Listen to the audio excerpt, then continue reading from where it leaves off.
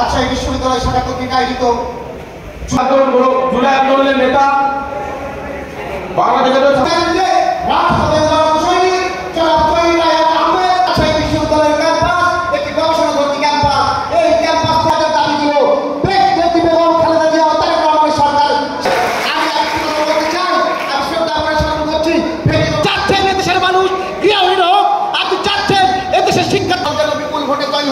হতে পারে সেই প্রতিশ্রুতি এবং অঙ্গীকার করছে কেন্দ্র সরকার।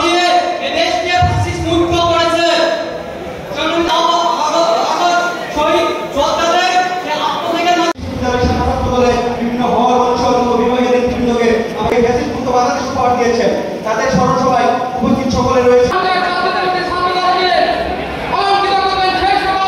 মর্যাদা এবং সামাজিক ন্যায়বিচারের বাংলাদেশ গড়ে তোলার জন্য আমরা সকলে ঐক্যবদ্ধভাবে আমাদের জাতীয় ছাত্র দল জিন্দাবাদ, সবার আগে বাংলাদেশ।